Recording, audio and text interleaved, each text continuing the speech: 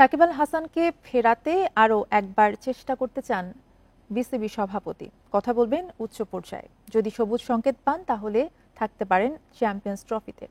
এদিকে টি-20তে শান্তর ছেড়ে দেওয়া জায়গায় নেতৃত্বে দেখা যেতে পারে লিটনকে।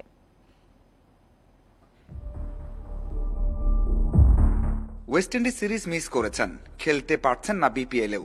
অনেকেই বিশ্বাস করেন বাংলাদেশ ক্রিকেটে অতীত হয়ে গেছেন সাকিব আল হাসান। তবে বিসিবি সভাপতি এখনই হাল ছাড়তে চান না। উচ্চ পর্যায়ের সাথে কথা বলে চূড়ান্ত সিদ্ধান্ত নেবেন। বিপিএল চলাকালেই নির্ধারিত হবে সাকিবের চ্যাম্পিয়ন্স ট্রফি খেলার ভাগ্য।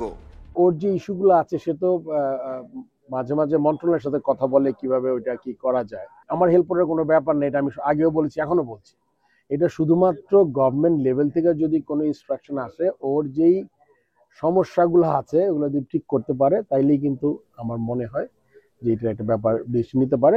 এই জিনিসটা আমার মনে হয় যে এই বিপিএল এর মাঝেই সিলেক্টরদের সাথে বসে আমাদের ডিসিশন নেওয়া দরকার। গুঞ্জন সত্যি হয়েছে, নাজমুল শান্ত টি-20 ফরম্যাটের নেতৃত্ব ছেড়েছেন। নতুন অধিনায়ক হতে পারেন লিটন দাস। তবে টেস্টের মতো চ্যাম্পিয়ন্স ট্রফি পর্যন্ত ওয়ানডেতে অধিনায়ক থাকবেন শান্তই। শান্ত আমি এখনো মনে করি ও তো টিমের বাইরে গেছে ইনজুরির জন্য। If he comes back he will come back as a captain.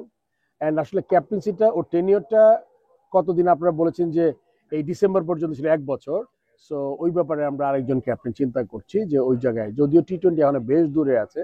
BPL এর টিকিট ইস্যুতে ভাঙচুর, অগ্নিকাণ্ড, ভাবমূর্তি নষ্ট করেছে বিসিবির।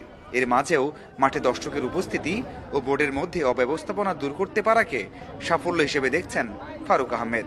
প্রত্যেকটা ম্যাচে মোটামুটি 35%-এর মধ্যে 90%, 35% মানে দেওয়া হয়ে যেটা অনলাইন, ওইটার প্রায় সিংহভাগই বিক্রি হয়ে গেছে। তো সেদিকে বিবেচনা করলে আমার মনে হয় মানুষ আস্তে আস্তে অনলাইনে ঢুকছে। মিরপুরে নিয়মিত হচ্ছে হাই স্কোরিং ম্যাচ। বোর্ড সভাপতির বিশ্বাস এই সাহস জাতীয় দলেও কাজে লাগবে। Oh, top edge again. Mazharul Islam, independent news, Dhaka.